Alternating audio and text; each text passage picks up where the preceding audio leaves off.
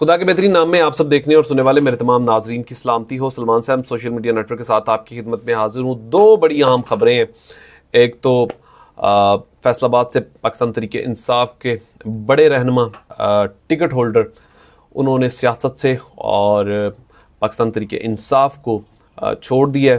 اور دوسری جانب چیئرمین پاکستان تحریک انصاف کے لیے بری خبر ہے. ان کی نااہلی کے حوالے سے, انہیں گرفتار کرنے کے حوالے سے, کون چاہتا ہے کہ انہیں سب سے پہلے نااہل کیا جائے, پھر انہیں گرفتار کیا جائے اور ان کے لیے راستہ کھول دیا جائے. اور اسمبلی تحلیل ہونے سے پہلے یہ کچھ وارداتیں مبینہ طور پر ڈالنے کی کوشش کی جائے گی.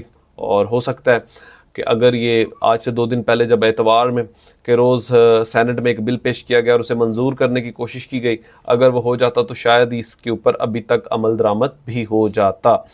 لیکن خیر, نہ وہ بل پاس ہوا, نہ بھی ایسا کوئی بڑا فیصلہ آیا.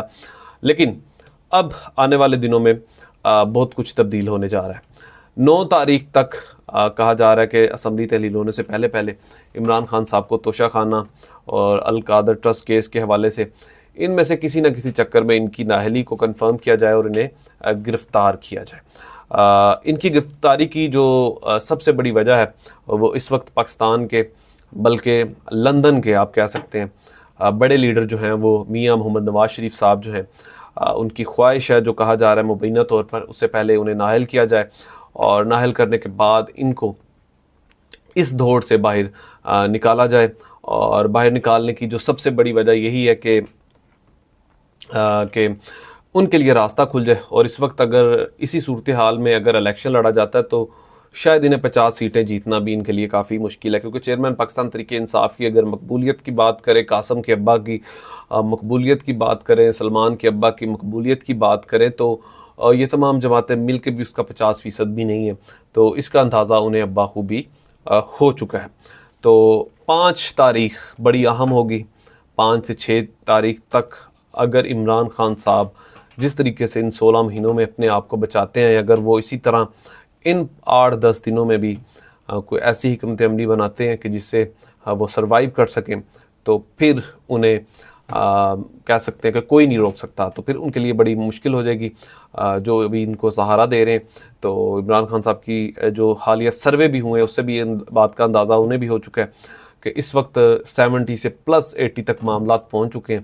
ان کی مقبولیت رکنے کا نام نہیں لے رہی. فیصل آباد سے جو خبر ہے جی, بڑے رہنما PP112 سے پاکستان تحریک انصاف کے ٹکٹ ہولڈر بلال اشرف بصرہ نے پارٹی چھوڑنے کا اعلان کر دیا. بلال اشرف کی جانب سے پارٹی اور سیاست سے علیحدگی کا اعلان سوشل میڈیا پر ویڈیو بیان کے ذریعے کیا گیا. بیان میں بلال اشرف بصرہ نے پاکستان تحریک انصاف PTI اور سیاست سے کنارہ کشی کا اعلان کیا. بلال اشرف بصرہ کا کہنا ہے کہ 9 مئی کے واقعات کی مذمت کرتا ہوں.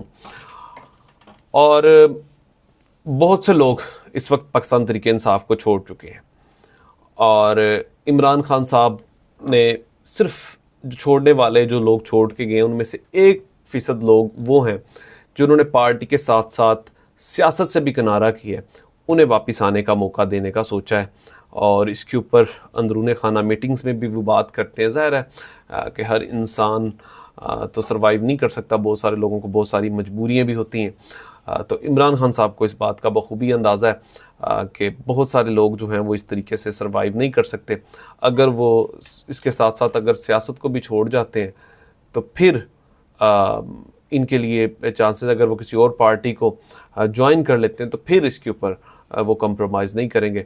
یہ عمران خان صاحب نے حکمت عملی بنائی ہے.